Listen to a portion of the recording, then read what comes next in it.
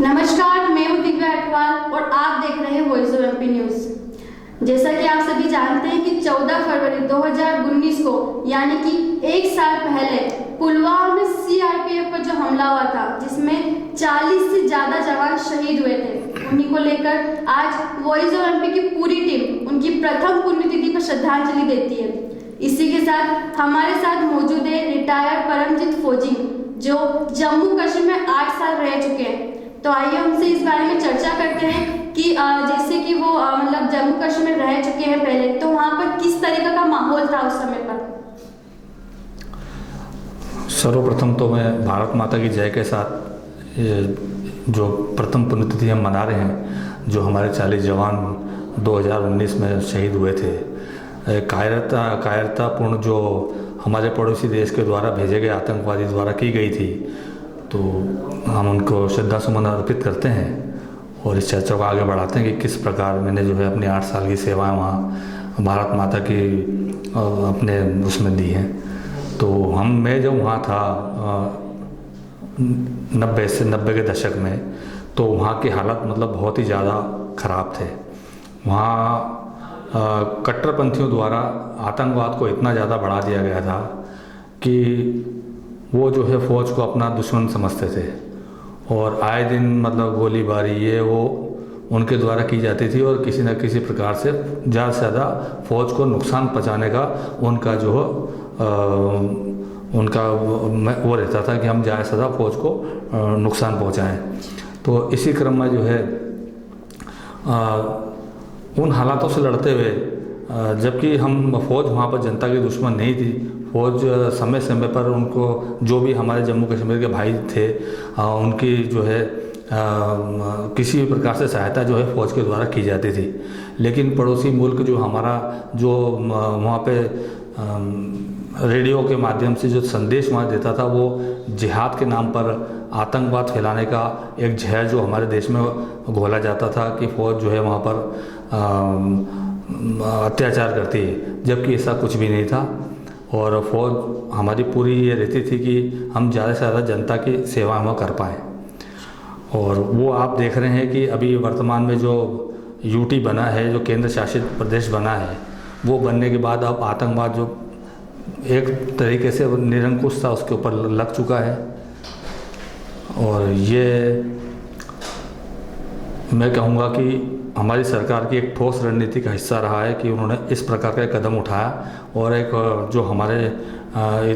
जवान जो शहीद हुआ करते थे, आज आप देखें कि उसमें किस प्रकार से एक आतंकवाद के ऊपर लगाम लग चुकी है और किस प्रकार से मतलब आज देश हमारा जो है सुख समृद्धि की ओर जम्मू कश्मीर बढ़ रहा है। क्योंकि जो पहले वहाँ जो पैसा सरकार के द्वारा भेजा जाता था, वो 2 परिवारों के द्वारा ही मतलब पूरा पैसा डेवलपमेंट ना करा कर उनके द्वारा एक तरीके से और अपना ही मतलब एक वो राज जैसे कहते हैं कि जम्मू कश्मीर हमारा ही एक किस्म से उस परिवार के द्वारा इस प्रकार किया जाता था। और उनका ये मानना था कि जो अगर हिंदुस्तान का झंडा यहाँ लहराया जाएगा तो वो हाथ ही नहीं रहेंगे कि जो हिंदुस्तान का झंडा यहाँ फहरा सके। तो मैं उनको ये कहना चाहूँगा कि अब हिंदुस्तान का झंडा भी वहाँ लहरा रहा है और वो हाथ वो भी हैं, आज भी हैं। तो फ़ौज की ताकत और एक जो देश की ताकत होती है, इसको कोई एक परिवार मिलके ये एक आकलन नहीं कर सकता कि ये ऐसा कुछ नहीं हो पाएगा। तो जम्मू कश्मीर आज अपनी डेवलपमेंट की ओर बढ़ रहा है। वहाँ ऐसा कुछ भी नहीं था कि मतलब जनता के बीच में कोई ऐसा संदेश जाता या कि इनके ऊपर कोई जुल्म किया जा रहा है या ऐसा कुछ भी वहाँ पर। मतलब अभी आगे काफ़ी अच्छा डेवलपमेंट हो चुका है। बिल्कुल बिल्कुल। आज की वर्तमान स्थिति है कि अब मेरी वहाँ चर्चा होती रहती है, जो मेरे साथ के अभी भी वहाँ सर्विस कर रहे हैं, जो फ़ौज में आज भी हैं, वो उनसे मेरी बराबर चर्चा होती रहती है। तो वो ये बताते हैं कि बिल्कुल अब डेवलपमेंट वहाँ पर जारी है, जो पिछले कई वर्षों से उन परिवारों के द्वारा रोका गया था, जो वहाँ पर उनको जम्मू कश्मीर को अपनी बपोती माना करते थे। तो जैसा कि वर्तमान में आपने बताया कि आपके जो फौजी मित्र भी थे, तो उनसे आपको अभी तक कुछ ताज़ा अपडेट मिली कि अभी वहाँ पर किस तरीके का माहौल है? हाँ, जैसे मैंने भी आपको बताया ये चीज़ कि जब से ये केंद्र शासित प्रदेश सरकार ने वहाँ बनाया, उसको घोषित किया है, तब से वहाँ पर पंचायत राज भी जो है वहाँ पर चुनाव हो चुके हैं उसके, और उनके द्वारा अच्छी डेवलपमेंट वहाँ हो रही है। सरकार की जो योजनाएं थी केंद्र की वो भी वहाँ पर पहुँच रही हैं और इस प्रकार अभी माहौल बहुत अच्छा है। और वो चाहते हैं वहाँ के बच्चे भी कि युवा भी आज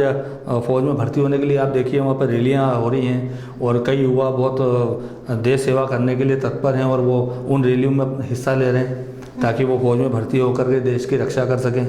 और विदेशी आतंकवादियों को मुंह तोड़ जवाब दे सकें।